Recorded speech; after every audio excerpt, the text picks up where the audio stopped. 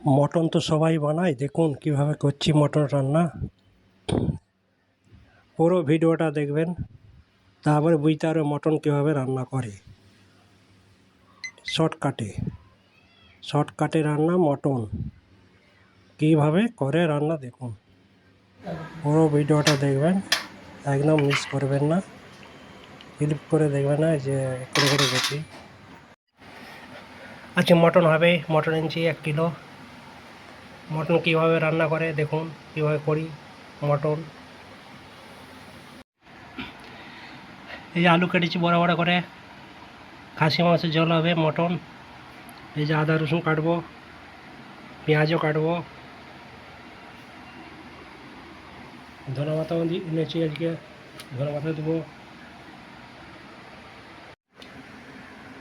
আদা রসুন আলু ধনে পাতা টমাটো কাটা হয়ে গেছে, রসুনও ছিঁচবো, রসুনটাকে বাটবো ছিঁচে, আদাটাকে বাটবো তারপরে ছিঁচে।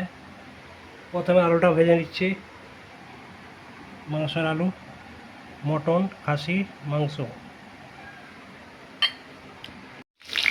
প্রথমে আলুটাকে ভেজে নিচ্ছি ভালো করে, একটু করে হালকা করে ভেজে নিচ্ছি। আলু ভাজা হয়ে গেছে, এবারে পেঁয়াজটা নাড়বো, পেঁয়াজটা দেবো এবারে প্রথমে। আর একটু তেল দিতে হবে মনে হচ্ছে, তেল একটু দিয়ে দিচ্ছি বেশি করে। এবারে পেঁয়াজটা দেবো,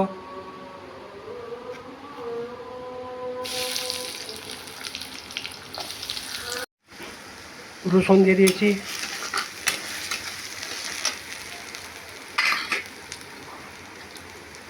আদাটা দেবো এবারে।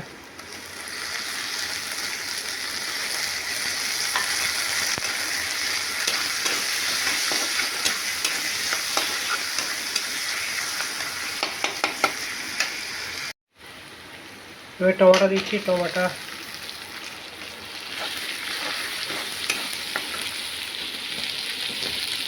মশলা কষা হয়ে গেছে।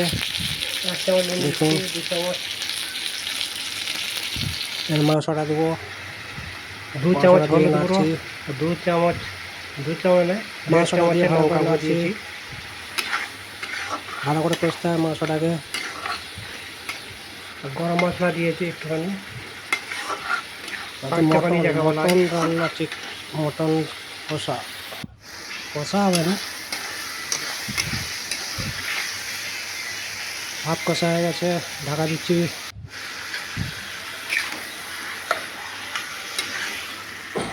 কষা হয়ে এসছে,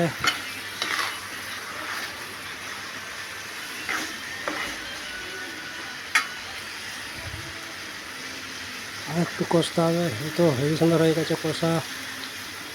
কষা হয়ে গেছে ভালোভাবে। একটু জল দিয়ে দেবো, তারপরে আলুটা সিদ্ধ হবে।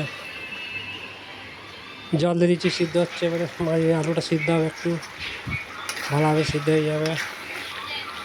বেশি জল রাখবো নি, ঝোল হবে না বেশি। যে ফুটছে, হয়ে এসছে, আর বেশি টাইম লাগবে না।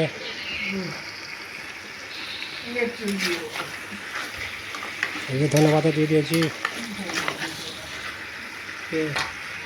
এবারে নামিয়ে ফেলবো।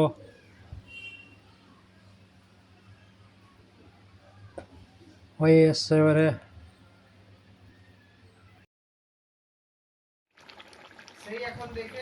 মটর রান্না হয়ে গেছে আমাদের, দেখুন কি কত সুন্দর হয়ে গেছে, এত সুন্দর হয়েছে দেখুন।